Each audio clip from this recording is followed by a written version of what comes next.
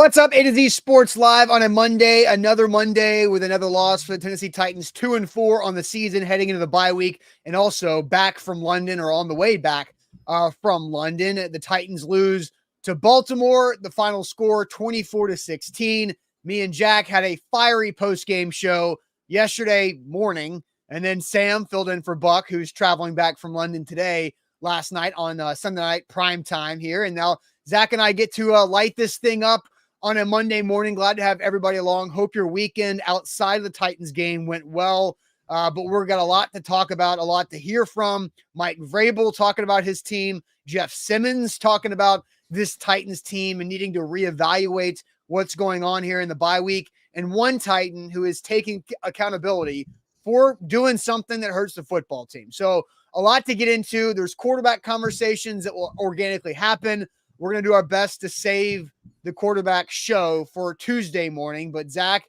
we're going to have the age game to have a little fun. Typically the age game has been like hey, let's have fun after this disaster of a loss that we talked about for an hour. And so, well, hopefully the age game will bring some comedic relief at the end of the show, but hope you had a good weekend. Yeah. 2-4. A lot of disaster. I will say I had a disaster of a weekend on the sports book. It was my worst weekend by far. I feel like that's becoming a trend because you're not the only person who's said that to me. I've told myself that. And then other people I was with this weekend have also had bad luck over the last couple of days. No, it was disastrous. It was worse than the Titans. Okay. So I'm starting, I'm in a deep hole for what I was winning. I'm not like putting more money net positive, right? Yeah, I'm net positive, but damn, when you start the weekend with the amount of money I had and then you end the weekend now with the amount of money that I have, that's just the game. But hey, them's the breaks. Gamble responsibly and be 21 years or older. Get that Tennessee red line if you need. That's what we'll say. That's the Tennessee red line. We are broadcasting live on 3 different platforms. We have a big show today, a lot to get into, a lot to discuss on the heels of the Titans' loss to the Ravens to push them to 2-4. Broadcasting on Facebook, YouTube, and Twitch. We will tweet out link by link that YouTube link on our Twitter/X handle at A to Z Sports. So follow us there. We've got great content going on there. You can follow us during game days, whether it's post-game press conferences, opinions, interaction. We ask questions. It's a great follow on our Twitter/X account at A to Z Sports. And on YouTube, if you're watching on YouTube, which is the easiest, most reliable way to watch us, make sure you subscribe to our YouTube page at A to Z Sports Nashville, youtube.com/A to Z Sports Nashville. Hit that subscribe button if you have not already. If you have already subscribed, thank you very much. Welcome to the show. And hit the like button on this video. It helps the algorithm get more Titans fans involved. That's what we want. We want opinions. We want interaction. We want conversation. That's what this show and this company is built on. And you guys do a great job right there. On Facebook, bottom left corner of your screen, share now to public. Sharing is caring and caring is sharing, as we say on this show. So share the show around. We need to pop up in your Facebook friends news feed, and we will get this party started on a Monday morning after another Titans loss. Let's get going.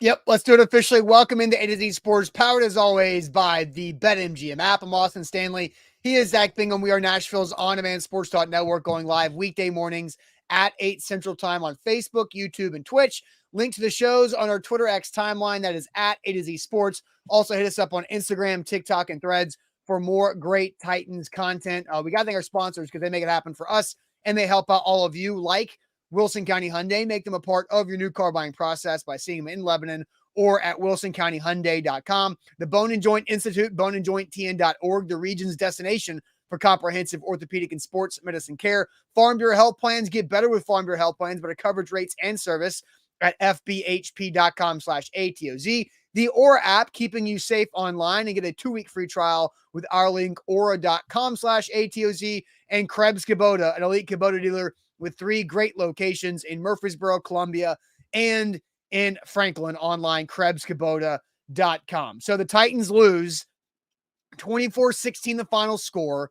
24-13, they add a late field goal as Malik Willis unable to get the ball in the end zone. Malik was in for the injured Ryan Tannehill. The right ankle got rolled up on again, the same ankle that he injured in week 7 of last year. So almost 1 year away from when Ryan Tannehill initially injured that ankle. He goes out, throws a pick. That's kind of the story of the game. And the Titans lose for a bunch of different reasons, for sure. So, Zach, do you have anything to add? Yeah. I want to comment on that because it was surgically repaired right ankle. And I think that is also important from last year. He opted to get the surgery. We know how the season ended. We saw a lot of Malik Willis, a little Josh Dobbs, a lot of losses, right? Yes. And so when that happened, we'll talk about the injury and really more about what's going to happen on the other side of that tomorrow. That will be our quarterback show. So stay tuned and put that in your schedule for Tuesday. But when it happened, I definitely was oh no, that's the same ankle. That was just surgically repaired because it's physical, but Austin, it's also mental.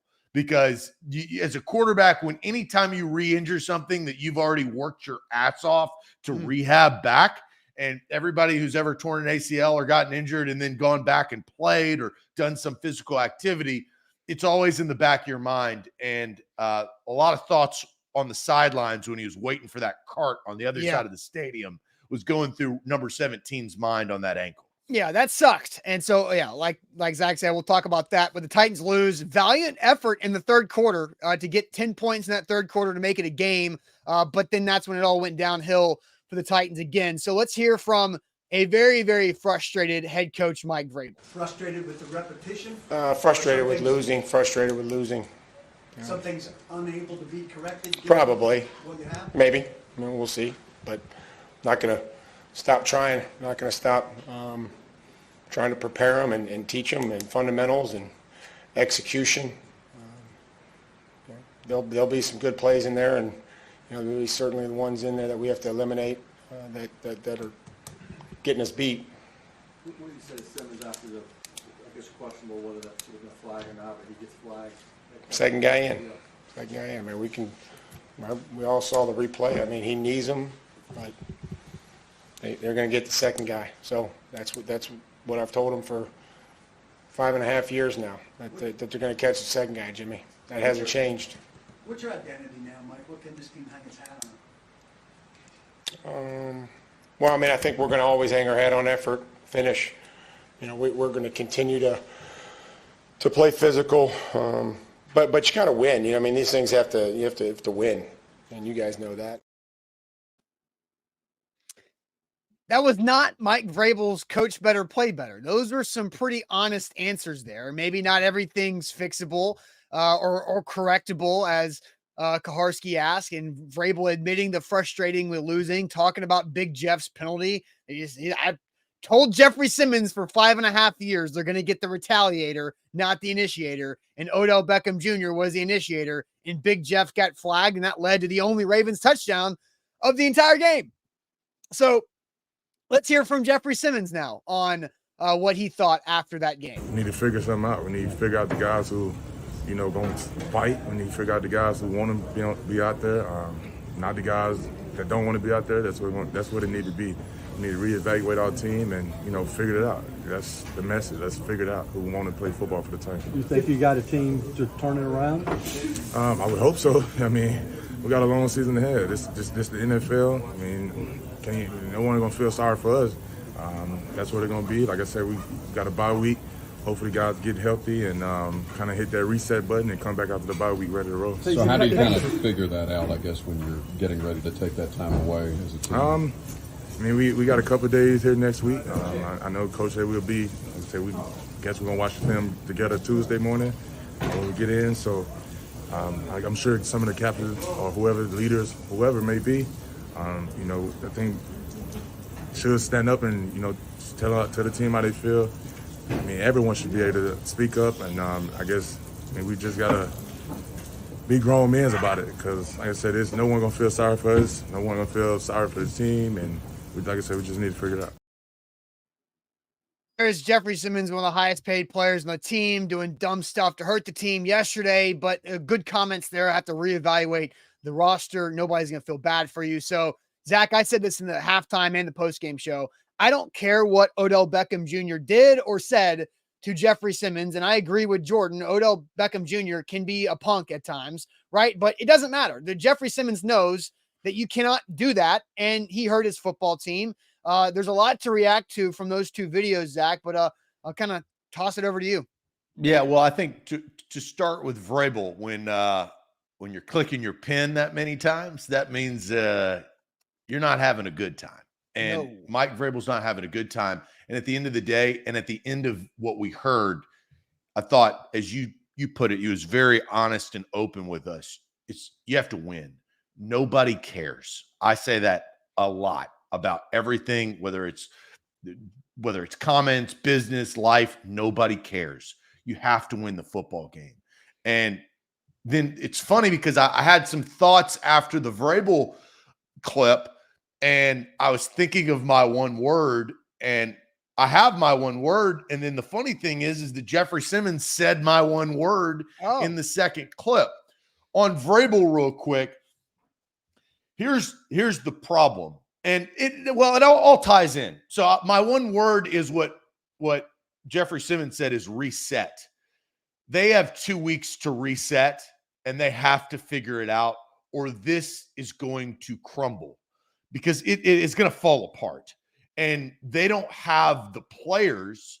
Like, they had the core and the new offensive scheme, but Treylon Burks has been missing, and I think that has hurt the offensive firepower. Mistakes have happened. The changeup of Derrick Henry and Tajay Spears, which has been a good and a bad thing, right? I think we can all agree with that. There's been some positive and negative, but this is a reset that they have 2 weeks to figure a lot of things out early on to the season, or they're going to be in a worse spot. And here goes to my first point with Mike Vrabel. You have to win.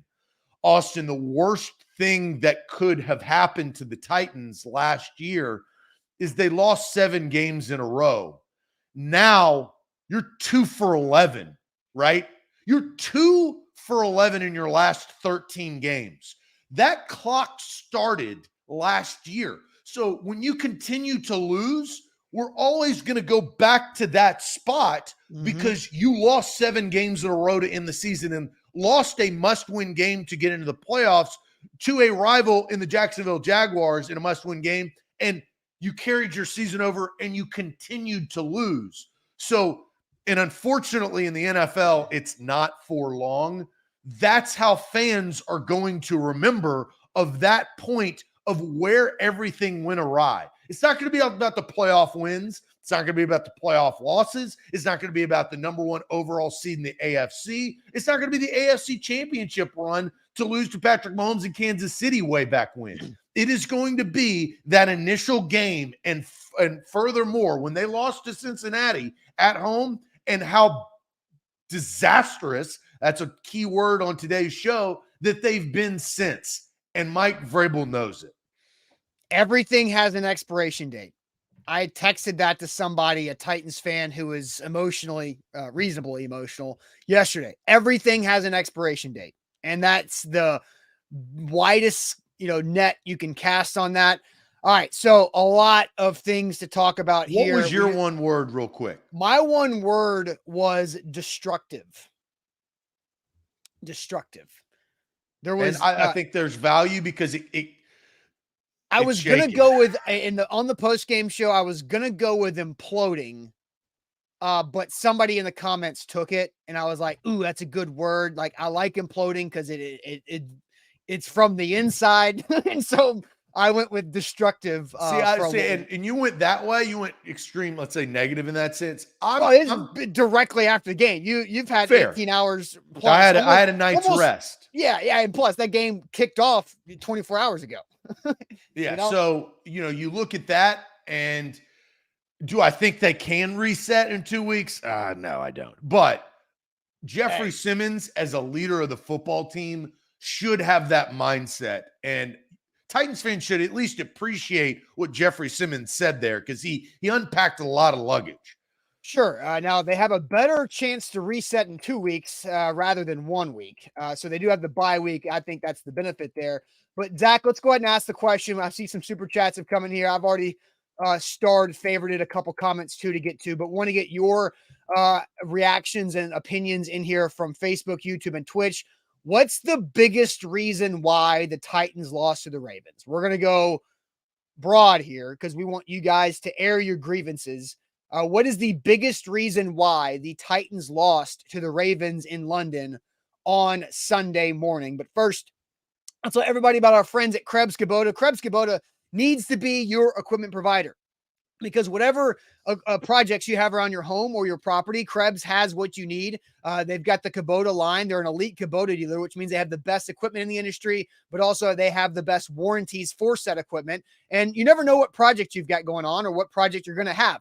The holidays are coming up. People like gifts, and you can gift some big, shiny, orange Kubota equipment with a nice red bow coming up for the holiday season to that person you love that has that project. Maybe wink, wink, hint, hint. You need to get this new trimmer, this new mower for the yard for the spring. It's a perfect time to start that with Krebs Kubota. 3 amazing locations, Columbia, Franklin, and in Murfreesboro. Krebs Kubota is their website. Again, the best warranties and the best equipment in the industry and the best customer service with the Krebs family name. Over 18 years in Middle Tennessee, Franklin, Columbia, Murfreesboro. Their website, KrebsKubota.com. A lot of comments rolling in. We'll get to those shortly. But first, we are powered by BetMGM. Use the bonus code ATOZ Sports for new users. They are the king of sportsbooks. We love BetMGM no matter if you have a good weekend or a bad weekend like I just had. I've had both of them. That's the ups and downs of gambling. Gamble responsible, but gamble with BetMGM right here in the state of Tennessee. All right, so what is the biggest reason why the Titans lost to the Baltimore Ravens on Sunday in London? Zach, I'll go ahead and send you to Facebook, YouTube, and Twitch. What are the answers that you're seeing there? Yeah, let me scroll back up. Let's see here. Culture, starting with Darren right there. Culture is a unique part because that falls on the head coach. Christopher saying Malik thinks he's playing flag football. We'll talk about him probably a little bit today, but moving forward, that discussion as the quarterback position comes into play. We'll talk more tomorrow. We'll hear what Vrabel has to say at his press conference today. Coaching, time to replace Vrabel and start over from Paul. Wow, these got out of hand real quick. Rambo says Tannehill, Ravens arrival, talking about maybe arrival time. The Ravens arrived in London many days prior to the Titans. They took a different approach. On the broadcast, they mentioned that the Bills took the similar approach. The previous week, they lost to the Jags. Yeah. It was a short time. But the Jags were there for 2 weeks in a row, right? That's different. That's a massive difference. What do you think about that? I mean, did the Titans come out sleepy, in your opinion? I mean, I know the first half was bad, but what is that because they? So if the first half was bad, yeah, they no, did. But I get that, and I said this last week. I said if the Titans struggle in the game, it's not because they travel late. It's because the Titans struggle everywhere. The Titans struggle everywhere but Nissan Stadium this year, and that's the reason why. Well, that was one of those that you couldn't afford to struggle. Yeah, but I get it. I joked on X. I was like, maybe they should have flown Wednesday instead of Thursday because the first half sucked, but the third quarter was pretty good. But I don't necessarily put a lot of weight into that. I just think the Titans are a bad football team, and bad football teams don't play well at a lot of the time. But to that point, little factors like travel and routine, they hurt bad football teams a lot more. I think that's the point. Is it the end all be all of when they got there? No. But I do think that needs to be recognized is it impacts bad football teams when you don't make those crucial decisions maybe before. And right, wrong, and different, we have no idea. But bad football teams, that hurts it even more. So let's get back to the comments. Rooney says offensive line, offense from Eric, coaching from Jesse. Offense was inconsistent just because the Titans are not a good team from James. Do you think Vrabel has lost the locker room? My opinion is no, right there from Justin. Well, this is when you find out, right? It's when you are 2-4 on the heels of a 7-game losing streak. The next month is when you find out the answer to that question. Yeah. Let's see here. Levis pick. I don't know where that comes in, Johnny. Vrabel. Paul says Vrabel. Play calling from Mikey. Dre says not running Henry. No red zone scoring, which has been a problem all season long from DeMarco. Poor coaching decisions from Robbie. special teams play from Pistol Ramsey, and we'll talk about that pistol a little bit later on in the show. Talent on every level, coaching, everything from Nathaniel. Morale coming from Major Keys. Can't score touchdowns, which is a fact. Lack of talent. They're a bad team, period. Can't score touchdowns because of the quarterback. Coaching, no doubt. So a lot of different comments coming in, which are valuable in this conversation within the chat. Austin, what was the biggest reason why the Titans were beat by the Ravens yesterday? There's two ways I can say this answer. One of them is self-inflicted wounds, which is what my destructive or implosion word was, right? The other way I can say that answer is by saying coaching, because I feel like, and I said this in the halftime show, I said this on the post-game show, Zach, I want to say it to you. I'm really strongly questioning Mike Vrabel and his staff's ability to coach this roster. Like, something is not clicking. It is guys up and down the roster, Jeffrey Simmons all the way down to, Kyle Phillips and NPF and, Jack Gibbons are making mistakes, and they're making avoidable mistakes.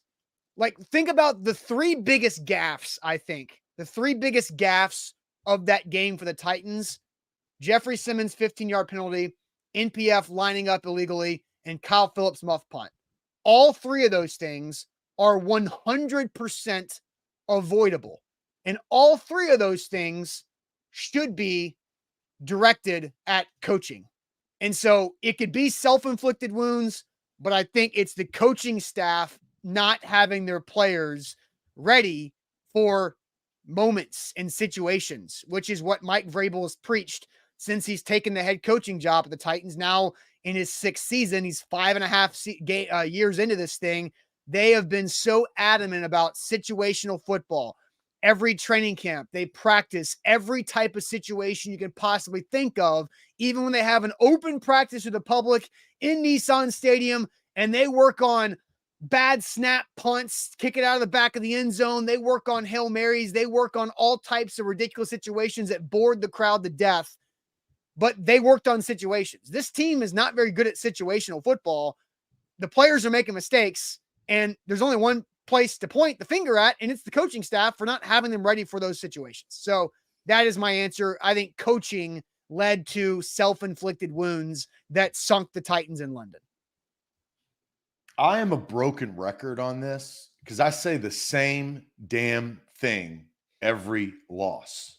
And I wonder if everybody knows what I'm going to say. I actually don't right now. You said, well, you need to listen to me every Monday because you're here and so is the chat. I'm going to ask you a question that I ask you after every loss. Okay. Do you know how many third downs that the Titans executed to get first downs? Do you know? Don't look. Do you know? Uno. Yeah. Uno a nueve. How many did they attempt? 9. 1 for 9. They're 1 for 9. Austin, chat, look at the stat. I look at it every Monday morning. And I knew what it was yesterday because now I look at it on Sunday. But the reason why they lost is because they were 1 for effing 9 on third downs. They weren't 2 for 12 this time that they had been twice before this season. They were 1 for 9. And 1 for 9 on third down usually means a punt or a field goal. And that's what the Titans are known for. They are known for being a 17-20 team, and they're usually 17. How many points did they score yesterday? 16. They were 1 off of their average, and their average actually decreased. It was 16 or 17.6, and now it's 17.3 because they only scored 16 points yesterday. But the biggest reason why the Titans lost is the reason why the Titans lose every time that they do lose, and that's because they're ass on third down. And I hate to say that because it's kind of off-putting, but it's just stone cold facts, homies. 1 for 9. You're never going to win if you're 1 for 9 or 2 for 12 on third downs. You want to know what the Titans are on third down in all 4 of their losses so far this season? I just did it. I just did the math because it's easy, right? It's easy. You probably don't know the Colts. Well, I know third three of the four I know because they're 2 for 12, 2 for 12, 1 for 9. So there's math. Against the Colts, they're a little bit better. They were 5 for 12. A little bit better. 5 for 12 on third down. So that makes them 10 out of 45 on third down, which is a rock solid 22%, which is ironic because Derrick Henry should be playing more on third downs, in my opinion. And that 22% on third down in their 4 losses. But guys, I am the broken record thing. Like, I've watched enough football in my life. We do this for a living, right? Covered the Titans for a long, long time. I am a junkie. Like, I watch all of the games. Third down percentage. I'm going to give you an example because probably a lot of you didn't watch the throwback Buccaneers game, which looked really good, but it looked better for the Lions in person because the Lions are super efficient on third down. And Jared Goff, on numerous occasions, whether it was 3rd and 12, 3rd and 8, 3rd and 2, 3rd and 1, he converted first downs and prevented the Bucs from coming back in that game. That happens time and time again with the Titans, and they don't have the offensive output or firepower to score points, right? So when I say they're 1 for 9 or 2 for 12, I'm going to reiterate that means they're punting or kicking field goals. And you can't win in this league if you're punting or kicking field goals because it's a scoring man's league. Sure. And Zach, X Golf is one of our great partners for our game day show. So in the pregame show, we do our X Golf Nashville X Factor. And my X Factor of the game yesterday, the pregame, was first down efficiency. Because when the Titans are efficient on first down, a lot of times they avoid third down altogether, and they don't have to get in that situation where they're not in good spots. But yesterday, I did not think the Titans were very efficient in first down consistently.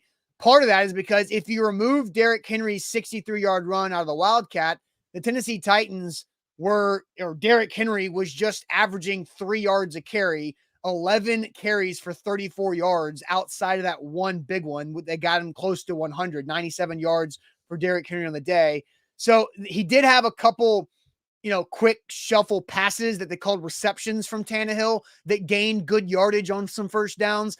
But if you go back and let's think, first half of that Colts game when the Titans are moving the ball, 1st and 10 was a play action throw it down. Early in that game, play action 1st and 10, the Titans were throwing and they were moving the football. Here's another great stat for you, Zach. How many first downs the Titans have against the Baltimore Ravens? 17. They had 8 of those 17 first downs were by Ravens penalties. So only 9 of almost just over half of their first downs, they converted themselves by making a play. And some of those penalties were not like the Titans forcing the Ravens into mistakes. It was Kyle Hamilton knocking Chris Moore out of this world illegally, and Kyle Hamilton rightfully ejected. But that was something that saved the Titans. And so I think when you look at this team, they're so limited and they have to be good on first down to allow them to avoid third down or to convert third downs. And when they're not good on first down, it just drops off from there. Let's get to some super chats. Yeah. Because I am curious about some comments. Yeah. Let's go to Kick It to the King. Or go ahead. No, go ahead. Kick it. We'll flip after the Kick It to the King. Yeah. The Kick It to the King production says this loss feels like a hand grenade has been set off that typically spirals teams into top 5 picks. And if that's the case, Vrabel and his staff needs to go. This culture is broken. So I wanted to start with that, and Kick It to the King production comes with good stuff, opinionated, and we appreciate the jackpot bucks right there. I want to respond to that, and then we can get to some other comments in the super chat. Real quick, Zach, before we, because I know we're going to expand on that. Let's talk about Farm Bureau health plans, and then we'll expand on Kick It to the King because I do think we need some more time to let that kind of breathe.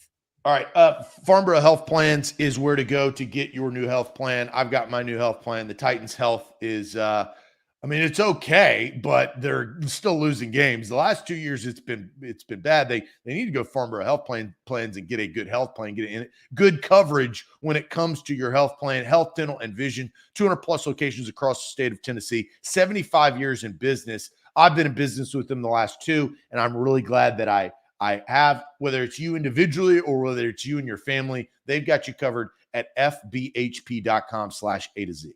Real quick, BetMGM, use code ATOZ200. All you have to do when you sign up with code ATOZ200, a $10 moneyline wager on any pro football team to win, and you get $200 in bonus bets instantly. Take advantage of that. We got a lot of new features coming up with BetMGM this week, but visit betmgm.com for terms and conditions. 21 or older, Tennessee only new customer offer. All promotions are subject to qualification and eligible requirements. First online real money wager. Only rewards issued knowledgeable bonus bets in prior 7 days. And for problem game sport, call Tennessee Red Line 800-889-9789. So Zach, let's go back to Kick of the King's comment here. The super chat. We'll get to other super chats. This loss feels like a hand grenade has been set off, and that it typically spirals teams into a top 5 pick. And if that's the case, Vrabel and his staff needs to go. This culture is broken. So we needed time. I adamantly disagree with this comment. I don't. Mike Vrabel does not need to be fired. Okay, he was sitting here on October 16th after. And I said it early on in the show, they lost 7 straight games and they lost 4 and only won 2. That's not a great percentage since that time. And he should be criticized. And Mike Vrabel will take that criticism. The team hasn't been good. And individually, the offense has not been good. And I will say, to kick it to the King Productions comment, that if or when, I mean, coaches get fired unless you're Bill Belichick or Pete Carroll in that sense, or Mike Tomlin. But the Titans have an offensive problem, right? They can't score points. If you can score points, it erases a lot of your issues. But the Titans cannot. Mike Vrabel is a culture guy, right? Mike Vrabel, time and time again, has been dealt bad hands with injuries or roster situations or lack of talent because of his general manager, whatever, right? And he's always made the best out of it. Now, last year, he was unable to, as they missed the playoffs in that final game. And this year, he's not off to a good start. But Titans fans, I think it is too early to be calling for Mike Vrabel's job. This man has done too much for the organization and hasn't lost enough games for that to get into that point. It doesn't mean that I don't think he's immortal or untouchable or unfireable. I don't think anybody is in this league. But right now, I do think no matter how this season goes, and decisions have got to be made, and quarterback decisions will have to be made, and we'll talk more about that tomorrow. But I just don't think as of now, after 6 games heading into a bye week, and I know Kick of the King Production says, if this team has a top 5 pick, so there's a lot of ifs and buts down the road. I still am probably not going to be calling for Mike Vrabel's job. So, a lot of the things you said, I agree with, but I think you could have said a lot of those same things about John Robinson a year ago. Now, John Robinson had some bigger gaffes because of we know what the trade was at the draft, and now Treylon Burks is hurt again. We all know that stuff, right? But, John Robinson did a lot of things that helped this organization, had a lot more wins and losses. But like I said earlier in the show, everything has an expiration date. And so while right now Mike Vrabel's in no jeopardy of losing his job because Amy Adams Strunk made it very clear that the Titans' struggles from last season were John Robinson issues, not Vrabel issues, and doubled down on Mike Vrabel as the head coach and leader of this organization. Rand Carthon was brought in to help Mike Vrabel and collaborate with what Mike Vrabel wants his football team to be. Now, at some point, yes, it is the head coach's fault. If Jeffrey Simmons in year 5.5 is still doing dumb stuff to hurt the football team and retaliating, then Mike Vrabel's not getting through to one of his players in that moment. If NPF is lining up incorrectly on an easily avoidable thing, then yeah, that's on the coaching staff. And so it all does go up and trickle up to the head coach. And so I don't think we're there yet, though. And I'll say this before you can read some more super chats. John Robinson had a singular fireable offense that really sealed his fate. That was trading A.J. Brown.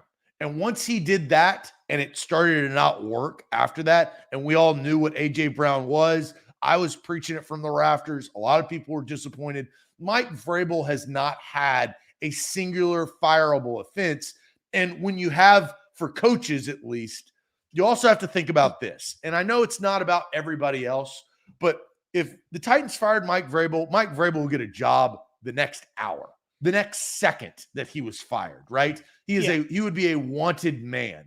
The Titans are not going to let go a wanted man. It hasn't gotten to that point. And in my opinion, it won't get to that point unless there's a single fireable offense. Urban Meyer had some single fireable offenses, right? Like there multiple singular fireable offenses, right? And so, Mike Vrabel has earned too much that I know fans are reactionary, but let's take a step back a little bit. So Kick It to the King comes back again, says Vrabel handpicking this roster collaboration. He handpicked Tim Kelly to be the OC instead of outside hire. Kelly hires J-Robs at AJ trade moment. I don't think Tim Kelly is anywhere near the top 5 problems with this team. So I do think we have I'll tell you the answer. The development of Will Levis will be the fate of Mike Vrabel, whether he'll be able to do that with the coaches that he hires, or what the Titans will do is if it gets to the point and Mike Vrabel is fired, they'll go hire an offensive minded coach. Yeah, that's how it's going to work. And I don't know what the first part is going to be, but Will Levis's growth, because they used the pick on him and traded for it, will decide this. I don't know when that will start. That development will start either, but that is my strong opinion on that. Yeah, I don't even know if Will Levis would be the guy that future hypothetical offensive-minded coach would be the guy that he's taking either. So there's a lot of things that go into line with this. Andre Super Chat says the OC and DC have some struggles here in Houston. Kelly and Downing needed each other. Bowen needed Schwartz. Can we get coaches who don't need help? So can you get coordinators who don't need some type of assistant passing game coordinator, senior assistant type thing? I mean, I just think it's good to have more smart people on your staff. So I would disagree with Andre there. More super chats coming in here. I'll go back to the top. Andre again says, I'll keep saying it. Bad coaching of a bad roster. J-Rob left the Titans without the players, and Vrabel won't bring in competent coaches. Should have rebuilt. Darren says, here's a situation they need to work on. Get 5 yards. Yeah, that would be ideal. Noah saying, hey, here's a positive. Nick Folk has been his number 1 pickup in fantasy. And then Connor says, when you lose 11 of 13, coaching deserves the biggest piece of the blame pie, as Zach likes to say. Vrabel's seat better be warming up just a bit. So a lot of these super chats having to deal with Vrabel and the coaches. So go ahead. Well, guys, you can feel it. You can feel it in the chat. You can feel it in the air. And it's probably happened a little bit earlier than we all thought. And that's because of circumstance. But there was going to be a shift from Ryan Tannehill and Derrick Henry to whoever is going to take over. And you talk about one positive in Nick Folk, which that was the best damn trade that they've made in some time, because it's giving them the 17.2 points that they actually have every single game. But Tajay Spears has shown a positive and multiple positive to be a threat for it. That explosive play that they got down and then disaster struck because Malik Willis was under center. But like they got down to the red zone. At least Tajay Spears did his job. And then what do you know? It's so late in the game. And I wanted to take a picture of it. And I'm kind of pissed that I didn't, because it goes back to my situation that I preach is a minute left, down by multiple scores. Derrick Henry, they showed number 22. He had his arms crossed, and he was looking like a tank because he is a tank. But you know where he was standing? He was standing on the white line. He was standing on the sidelines. And if your best player and your biggest threat is on the sidelines in the most crucial parts of the game with a backup quarterback, you're never going to come back and win. And that's been shown time and time again. So this shift is starting to happen. I didn't know it was going to be the bye week of this season. But Austin, I got to give credit to some national analysts out there, because they predicted a disastrous season from the Tennessee Titans. They picked and predicted the Titans would be a top 5 type team in the draft in 2024. So far, the Titans are unfortunately living up to that billing. Yeah. I look, I had the Titans predicted at 2-4 at the bye week, and I had them winning the division still. So on paper, the season's not over, but when you throw in that Ryan Tannehill's ankle's all jacked up and you don't know that future, that kind of thing makes things different. Ian, our guy in Scotland who was at the game in London says that Derrick Henry was sitting next to him during that last drive. And then I had sideline passes. He's absolutely correct. Yeah, and then I did see a comment that's saying that the Titans should have run the King Cat there on the goal line instead of letting Malik Willis run around for his life. But the reason why they didn't do that is they didn't have any more timeouts, and you can't substitute and waste a bunch of time by having Henry in and then out and then in and then out. So that was, that's the situation with Derrick Henry. So there's a lot of things to pick apart here. And, I feel like their controversy is being forced earlier than they wanted it to. And we'll have to deal with that over the next couple of weeks here with the Ryan Tannehill injury. Play the Mike Vrabel video one more time, because really watch his body language and tone of a head coach that has lost as many games. This is the one, there are many pros and cons to all coaches, but I do think that this is a pro for Mike Vrabel. If you're a fan of this team and the Tennessee Titans, and you're watching your head coach speak about your team, I think he's being very honest. And you even said it earlier on in the show, Austin. He's no longer saying we got to coach harder, play better, be stronger, be physical, do our job. It's none of that. There's a different tone after this loss. Frustrated with the repetition? Frustrated with losing. Some things unable to be corrected? Probably. What you have? Maybe. We'll see. But not going to stop trying. Not going to stop trying to prepare them and teach them and fundamentals and execution. There'll be some good plays in there, and there'll be certainly the ones in there that we have to eliminate that are getting us beat. What do you say, Simmons after? Yep.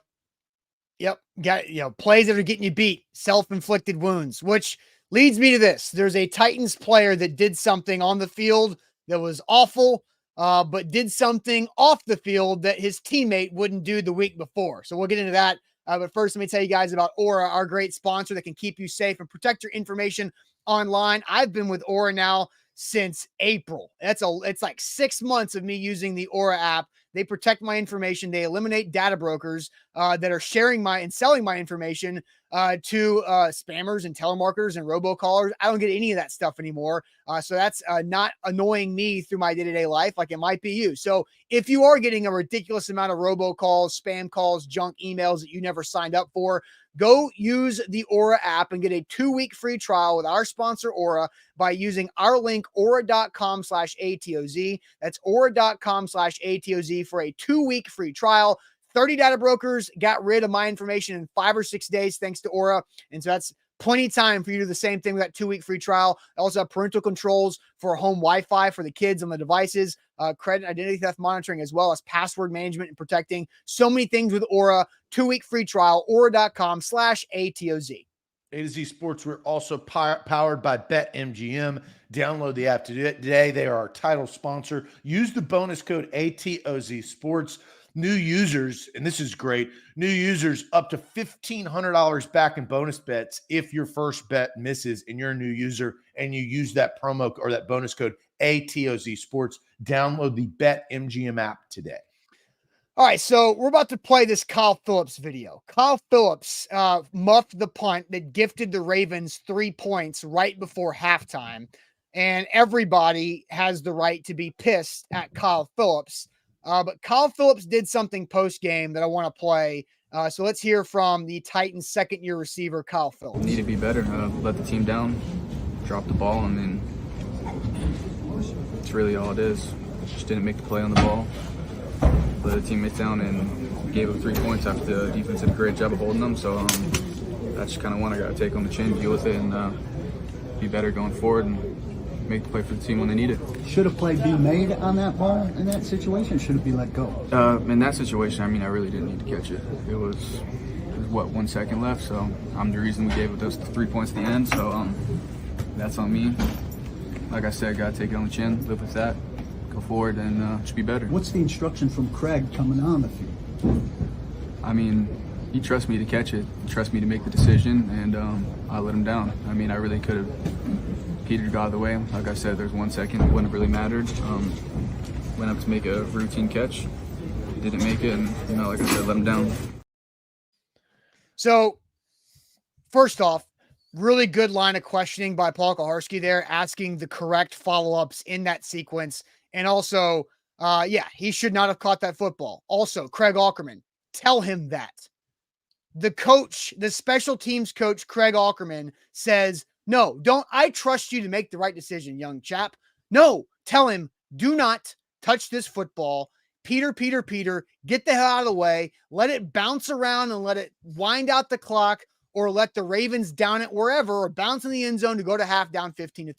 But nope, he didn't do that. Kyle Phillips said that Craig Aukerman did not direct him to do one thing or the other. Well, and he also didn't throw his coach under the bus. He was just honest and admirable. Now, it doesn't take away the play, but admirable that Kyle Phillips stood up, understood. He was disappointed. We know he was disappointed, right? When they panned him in the sidelines, then DeAndre Hopkins got up. It's like, oh, well, bro, I'm going to another place.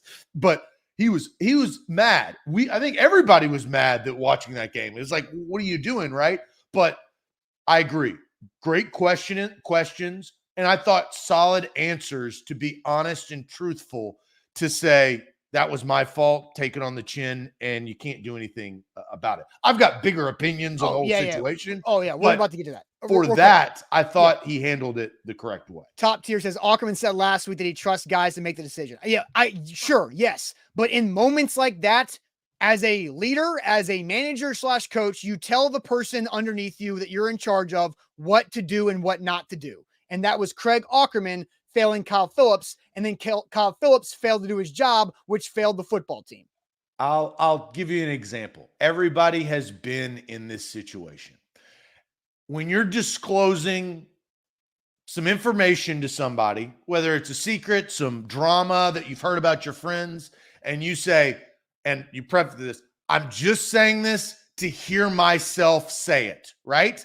I'm just saying this to hear myself say it. Don't tell anybody. Don't do anything. Craig Aukerman needs to say, I am just telling you, Kyle Phillips, just to hear myself tell you, don't touch the ball. Let the ball go, right? That's coaching, right? And the reiteration of certain things, coach, I understand, I know. But in management, God knows, if you polled our employees at A to Z Sports, how many times have I told people that already know what to do, but I have got to hear myself say it to make sure that if the mistake happens, it's their fault for not listening and it's not my fault for not telling. And that's the responsibility of a coach. That didn't happen. I don't think Kyle Phillips threw his coach under the bus, but we did find out that his coach did not coach him the way that he needed to be coached. It's communication, right? You don't communicate and you don't be on the same page and something goes wrong and then Kyle Phillips is saying, I have to take it on the chin. I hurt the team. I gave him 3 points, which is the exact opposite of what Christian Fulton said last week after he got smoked by the Indianapolis Colts. I feel like I was very technically sound today, besides the one play where 11 caught it on the out. That was on me, I guess. But for the most part, I think today was technically sound. It's hard to play against the refs and the receivers. So you've got Kyle Phillips saying the right things after making an egregious mistake. It doesn't make the mistake any better. But then you've got Christian Fulton making every excuse he possibly can, throwing the refs in there and blaming the refs like he's a person watching the game, armchair quarterback.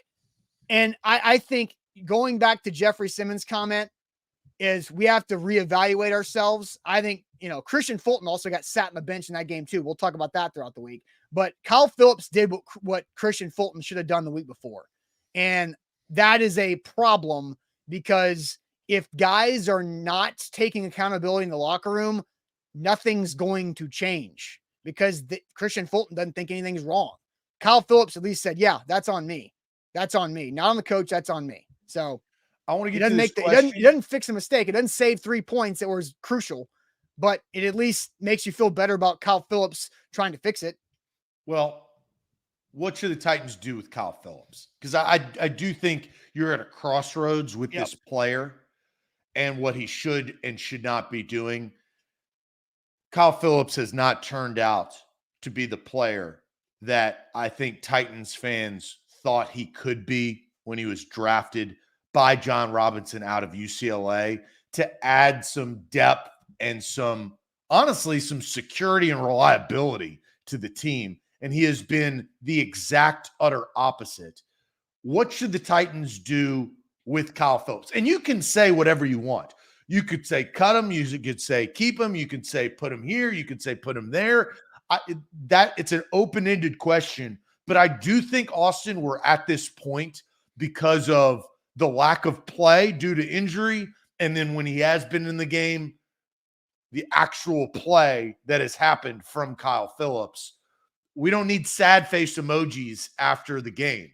You need guys that can be reliable. For sure. And he was not reliable at all. So, the chat coming in, I'll just go ahead and give the stats. Kyle Phillips actually returned 2 more punts after that fumble, which was shocking to me that the Titans let him go back there and try to catch another one. Now, he didn't fumble it. So, positive bounce back there. But he had 3 returns for 11 yards in the fumble. He had 1 catch for 6 yards on 2 targets. That was Kyle Phillips' day. Not a lot of yards to go around by the pass catchers in general. But Zach, I'll send you the chat. What should the Titans do with Kyle Phillips? I think I'll start with Jason because I agree with that. For the Titans, at least, Kyle Phillips should not catch punts. That job needs to be done. And Jason brings up like PTSD analogy of he has muffed now 3 punts, correct? 3 in his first 6 games. Yeah, 2 in Buffalo and then 1 yesterday. He doesn't need to catch them, okay? You need to find somebody who can do the job. And Kyle one against the Giants, 1 in Buffalo, and then 1 yesterday. Oh, I thought it was 2 again. No, he had the 50-yard or 40-yard return the first time he touched it against the Giants, and he muffed it later that game. And then he muffed it in week 2. So, sorry. Kyle Phillips needs to be a slot receiver, but Austin, Kyle Phillips, if he doesn't put together some good games, he's on the verge of no longer being on the football team for the Titans anyway, that they found out enough about their draft selection. You know, he's a 6th-round pick, and Andre brings up why was the 6th-round pick so hyped by the Titans local media? 5th-round pick. 5th. He was hyped because a lot of people thought he could be good and was exactly what the Titans needed. But the Titans have been searching for a slot receiver for God knows how long, right? And they've never been able to really, truly find it. Now, A.J. Brown could play the slot, but that wasn't his true position. Kyle Phillips should not return punts. He should be a guy that runs drag routes solely. Why was Kyle Phillips hyped? 1, John Robinson did a good job of hyping up that draft class as a whole after the class was made. There was some damage control there because it was right after the trade of AJ. But Kyle Phillips' college tape was really damn good. The reason why he was a 5th-round pick is because he's 5'10", 180 pounds when he's bulked up. But he was really good in college. He was one of the leaders in touchdown receptions during the 2021 college football season. And he and Treylon Burks are one of the few that came in that draft class that were double-digit touchdown guys that last year of college. And then he had a great training camp as a rookie, and he and Ryan Tannehill got on the same page fast, and it translated into week 1. Then he got hurt, and then same thing, right? Great training camp again. Then he got hurt, and here we are muffing punts again after he gets hurt. So that's the unfortunate situation, is that Kyle Phillips looked promising for a role. He looked like a better version of Adam Humphries when he was with the Titans a couple years before that. So the problem is the Tennessee Titans don't have that much of a need for a slot receiver like Kyle Phillips because of the way their offense is set up with Derrick Henry. Now with Tajay Spears in there, it's a little bit different. But I agree. I think I said this yesterday in the halftime show. The next time Kyle Phillips messes up on a punt return, that's not on Kyle Phillips anymore. That's on Mike Vrabel. It's not even on Craig Ackerman. That's on Mike Vrabel. Like, we have reached the Adoree Jackson level of never letting that person return punts again. Oh, that night in Jacksonville. Yeah, that's exactly what it was. Same thing, right? Cost you a chance at the game. I mean, it's really a big deal. Like, those 3 points, how different would the game have been if they did not get those 3 points right before half? Titans still score 10 points in the third quarter. Instead of 18-13, it's 15-13. And all you need is a field goal to take the lead on the drive that Tannehill threw the pick on after the ankle injury, right? Well, like the ankle injury, that's still a big deal in the outcome of the game. But the 16 or 15-13 instead of 18-13 is huge. Well, yeah, because if you're only down by a field goal, you're asking Malik Willis to do less. Yep. And that's what you have to do with Malik Willis. You have to ask him to do less because I think he's proven. I don't want to get ahead of myself, but he proved what he proved. Let's get to some super chats. Amnesia says, on a side note, did we watch Ryan Tannehill's last snap as a Titan? That's something that we'll address tomorrow.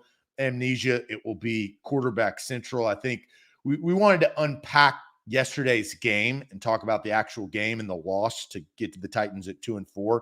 And then hear what Vrabel has to say today. Did they run an MRI? What's the update on the MRI on the ankle? Is it a grade 3, grade 2, grade 1? Is it a high ankle sprain? Is it a low ankle sprain? Did anything happen with the surgery from last year? I mean, we have no idea. So we want to get some of those pieces before we start to talk about some valid questions, but the future of what's going to happen, because it is in a little flux right there.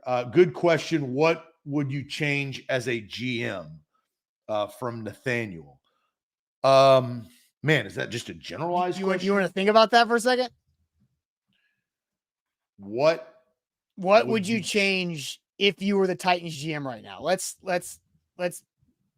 think on that. But let me tell you guys about the Bone and Joint Institute, boneandjointtn.org. They are your region's destination for comprehensive orthopedic and sports medicine care. Whenever you get injured in life, you have to know who you can help, who can help you out to get back to health. And maybe we'll set up a doc talk this week with the Bone and Joint Institute. If we learn more about that Ryan Tannehill ankle and the tightrope surgery, I can go ahead and start working on that for maybe Wednesday. But the Bone and Joint Institute, they have the experts and the knowledge to take care of any type of injury for you in life, maybe your son or daughter playing youth sports.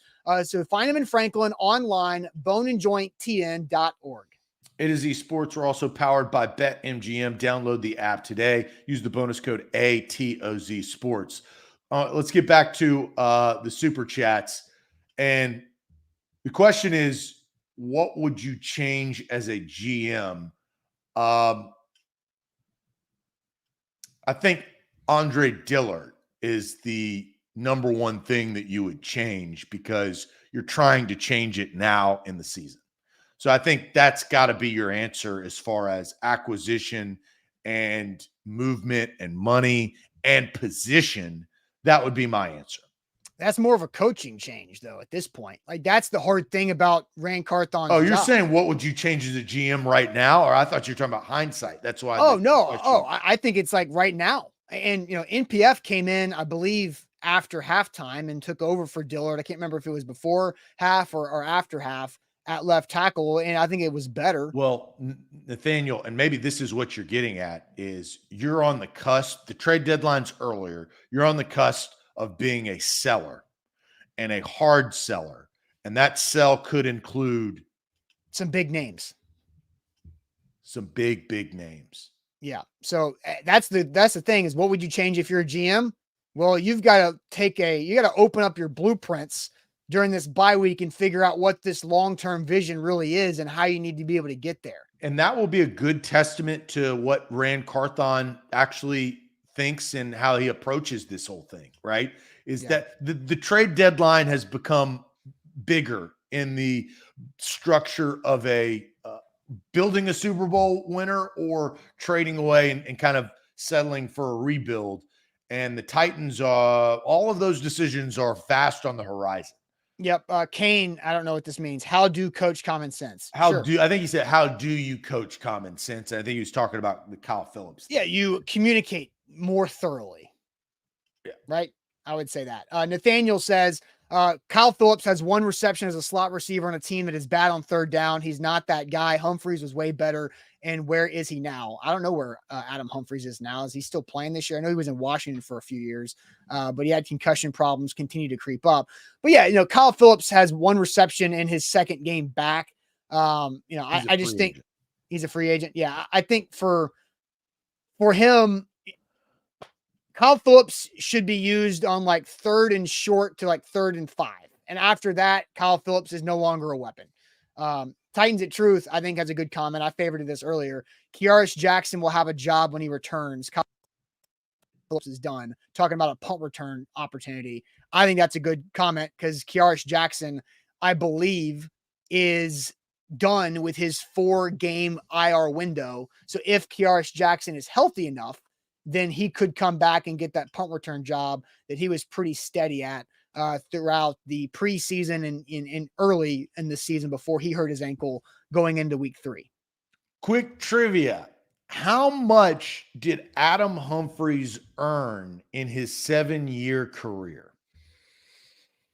Okay, so he signed how much money to collect? Because I know he didn't get all of his money from the Titans that he signed. No, collect. So yeah, Okay. Collection. I mean, All right, yeah. so undrafted free agent to Tampa out of Clemson. Let's call that was like a 4-year window. Probably had 1 year as a restricted free agent. I'm going to say he got roughly $6 million in 4 years from Tampa. And then he came here on a 3-year deal. I think that was like $9 million a year. So let's say 27, but he didn't collect all of it. So let's say he got 20 from the Titans. So I'm at 26, maybe 5 more total. I'm going to say right around 30. 25. Okay. You were close. You missed, and here's $2 million. He was in Tampa for 6 years, and you said he made $6 million and only made $4 million. Wow, he made less than that. That's he was crazy. making pennies. Right. No, yeah, I was thinking unrestricted free agent or undrafted free agent with a restricted free agent tender, to hang on. That might have bulked it up a little bit. That was a whiff by the Titans. No, not really. I mean, he just got concussed like 3 times. It was working when he was healthy. And his injuries were not like soft tissue type deals. It was taking shots to the head over the middle of the field. Yeah, but he wasn't worth $20 million in 2 years. That's what he made, Austin. That was a bad I agree. It's a bad signing. But when he got hurt the first year, he was leading them in reception, yards, and catches when he got hurt. So it was the plan was in place. He got knocked. Eric, it was a whiff. Okay. I mean, the result, $20 million in 2 years, Austin? Come on. Well, they're paying Andre Dillard $13 million. Yeah, but it's stuck right now. Yeah, it's 2023 compared to 2019. But that's the difference. At least they got money back from Adam Humphries going on injured reserve and not having to pay him. They're just going to pay Andre Dillard a bunch of money to sit behind NPF. All right. So you ready for this age game? I am. All right. Age game. The real question is, are you guys ready? I am. I feel like I'm, I missed on the Adam Humphries career earnings, so maybe I'd be closer on this. All right, age game coming up, but first, Wilson County Hyundai, they should be a part of your new car buying process. Go see our friend Payne Bone and his team in Lebanon to save money on the next new ride. Don't pay those downtown prices. Go check them out. Wilson County Hyundai in Lebanon, online at wilsoncountyhyundai.com.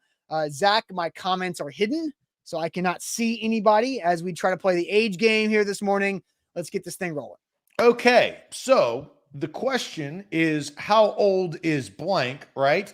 And the Titans this past week, they arrived on Thursday. They didn't arrive any time before that, but they arrived on Thursday for a early game in the States, but in the UK. I knew a couple of people that went across the pond that had a good experience. There's a lot of Titans fandom there, but since they were in the United Kingdom, the question is, I want to take advantage of this because I don't know when the next time this is going to be.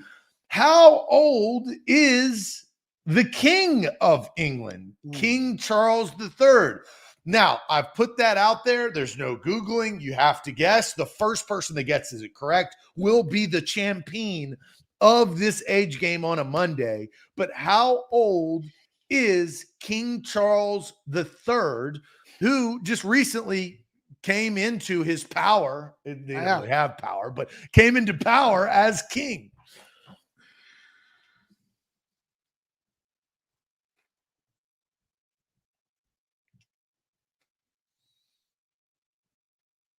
Man. He does have a birthday on the horizon, but he has not turned. Maybe that was, I shouldn't have said that. That gave you a little too much. No, it did not. It didn't at all. I'm joking. This is going to be the one I missed the most, I think, on these age games. Yeah, I know nothing about the royal family of England. So, a hole in my game. I'm going to say just a shot in the dark, 91. I'm guessing I'm way off. No. How old was the queen when she? I thought the queen was. Well, who's King Philip or Prince Philip? Maybe I'm missing. Maybe I'm not. I don't think I know if I'm talking about the right person. Yeah, Queen Elizabeth, when she passed, which was in 2022, was 96.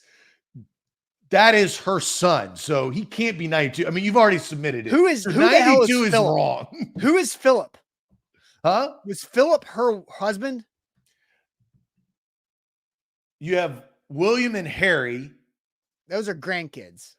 Philip was her husband, right? Yes. That's okay. Damn it. That's who I was trying to guess.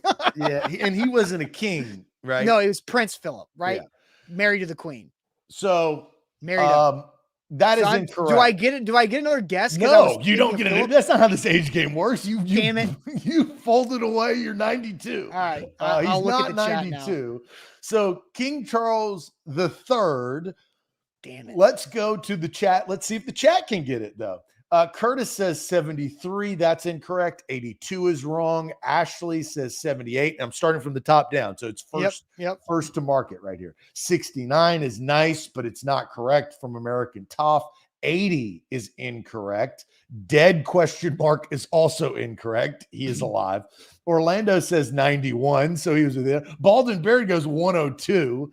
I think people are also making my same mistake. Our girl Liz goes 88, a little old. John says 78, wrong. 73, wrong. Proud Gorilla is wrong at 99. We do have a winner. Okay. And it is, check out the brains on Brad. 74. That is how old King Charles III is. His birthday is November 14th, 1948. So about to be 75 here next month, about a month away. But Brad, you are the champion of the age game. And it took a handful of people to guess, but Brad, you are correct at age 74. Long live the king, who is 74 years old. Dang it. Dang it. All right. Hey, look, he does. I will give Matt. He does look a lot older than 74. Yeah.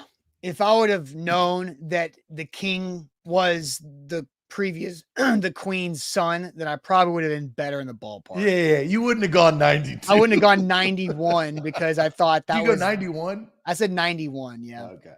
Anyway. All right, hey, great show on this Monday. Titans at 2's coming up, but it's not going to be at 2 o'clock. That's because the Titans Mike Vrabel press conference, because of the London travel, is now at 3 o'clock today, usually at noon. So keep your eyes out for Sam's Titans at 2 show this afternoon. Some moving pieces with that 9-hour flight back home after the loss. So Titans at 2 coming up later on today with Sam, and Buck Rising will be live on his way travel. I think Buck's going to be live from the Boston airport again, but make sure you like the show on your way out. Hit that thumbs up button. We need more likes on the show on Facebook, on YouTube. Everybody hit that thumbs up button. We greatly appreciate that. A lot more to talk about with this team and this loss moving forward. Quarterback conversation tomorrow morning. We'll see you then. Appreciate it as always. Adios.